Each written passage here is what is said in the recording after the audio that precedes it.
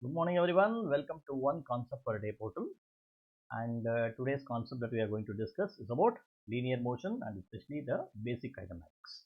Okay, so this question is taken from 2005 paper TSET 2 May. Okay, so a police car is stationary by the side of a road, which means what? When you say stationary, initial velocity is 0. The car is exceeding the speed limit passes the police car P at a constant speed of 18 meter per second. Let us draw the diagram before we continue further. So I have this is my police car and this is my another car here. So here this is stationary and the other car speeds up at a speed of 18 meter per second, really faster. So this is now speeding up like this. So this is your 18 meter per second. Okay. The police car P sets off to catch the car S just as car S passes to the police car P. So the moment he crosses across, he finds, okay, so I need to somehow overtake him and I need to catch him. Car P accelerates at 4.5 meter per second square for a time of 6 seconds. Okay, so let us say for 6 seconds. So this is a t equal to 6 seconds. Okay, so he is accelerating at 4.5 meter per second square. And then what happens? And then continues at constant speed. From here afterwards, it continues at constant speed. Car P takes a time t seconds to draw level with car S, which means what? At some point of time, somewhere at t seconds over here, you see, so the car P and car S meets together. Finally, he catches. This is what diagrammatically I represent. Now, state an expression in terms of t for the distance S traveled in time t seconds, or the distance car S travels in t seconds. What is the distance the car S travels in t seconds? That's the question here. So how should we write? Since the car S is moving with uniform velocity, I can now write distance is equal to v into t. What is v here? 18 meter per second. 18 multiplied by time taken. What is the time taken? T seconds. So your answer is just 18 into t. Next, let us move on to the next question. Calculate the distance traveled by the police car P during the first 6 seconds of its motion. Which means what is he asking? He is asking you to find out what is the distance traveled by the car P starting from here to here. How do you find? See, the initial velocity here was 0. Why is it 0? Because stationary car. The car was at rest over here and after that it started accelerating. It was constantly accelerating until 6 seconds. Which equation will you use? You will use the equation S is equal to ut plus half at square. Half at square. Now u is equal to 0. So I will write this as half at square. Now substitute the values, which will now be equal to half multiplied by 4.5 multiplied by what's the time taken? Time taken is 6. 6 square. 6 square. I'll do one thing, I'll just write it down here. So this should now be, let me write down this as S1. S1 should be equal to half multiplied by 4.5 multiplied by 36, which should now be equal to, let me use my calculator to find out what is that value. So this should now be equal to, look at what is that I have put over here. So these values are 36 multiplied by 4.5 divided by 2, which should be equal to 81. So the answer is 81 meters, which means what? So this distance is known to you. This distance is known to you. 81 meters. Okay, next. Let us read the next question. So calculate the speed of the police car P after it has completed its acceleration.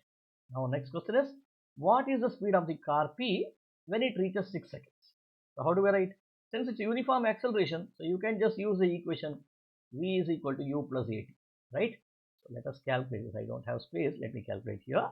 We'll write v equal to u plus at. What is u value? U value is 0. 0. What's the value of a? A value is 4.5. 4.5 multiplied by t. What is t here? 6 seconds. So when I do this, 6 5s are 30, 3 6 4s are 12, 12 plus 3 18, 6 4s are 24 plus 3 27. 27. This is 27.0 or this is 27 meter per second. Okay, let me write down that also here. I keep on updating these values so that I understand diagrammatically what I am doing. Okay, so from here after what happens according to question? It moves with the same uniform velocity, right? It doesn't change the velocity. Okay, now let us understand what else has been asked. State an expression in terms of t for the distance traveled by the police car P during the time that it is traveling at constant speed. Now what is he asking here? So you find out the expression for the distance traveled by the police car, okay, during the time that it is traveling at constant speed. when it is traveling at constant speed. Where is it traveling in constant speed? In this region it is traveling in constant speed.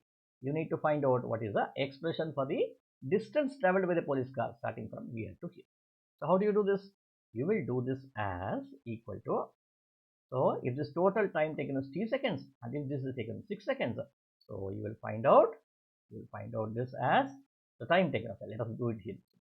The time taken to travel this is nothing but t minus 6, right? T minus 6. See, the total time is t here. Already 6 seconds has elapsed over here. So therefore t minus 6 seconds is the time taken by the car to start from the 6th second to reach the point here, right? T minus 6. Since it's moving with uniform velocity, you will multiply v multiplied by this time to get rise to, or give rise to the distance traveled over here. So what should be your answer now? Your answer should be 27 into t minus 6, right? Meters.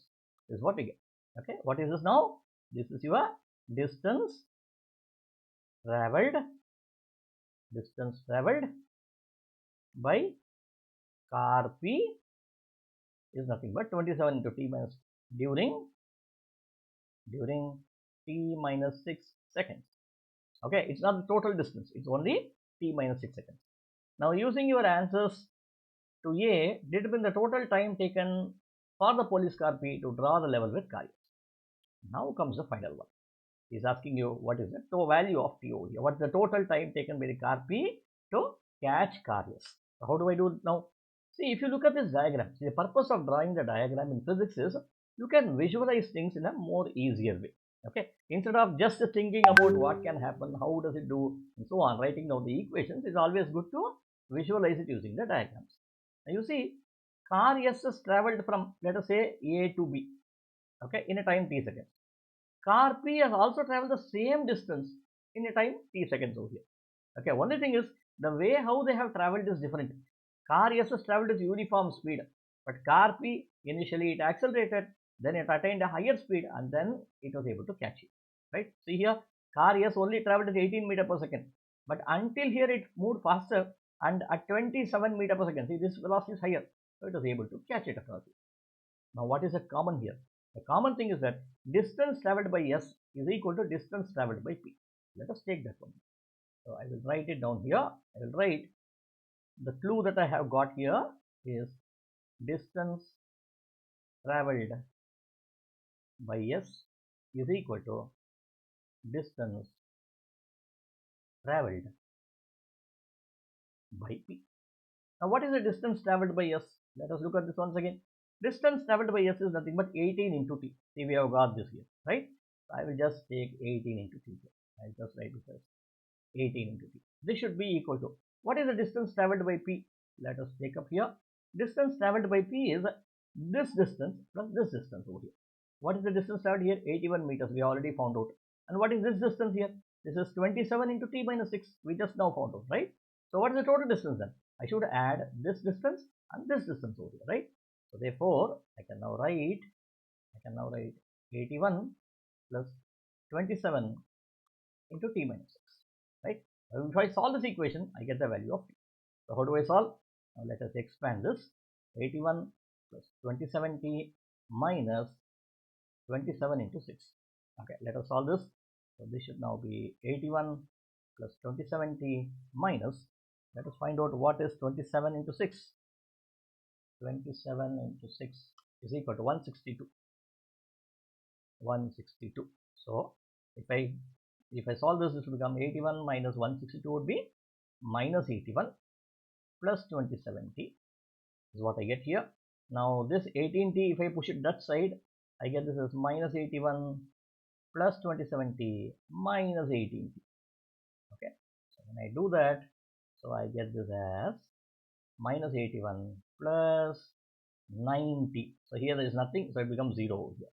So I'll push this one that side. We get 81 equal to 90. T should be equal to 9 seconds.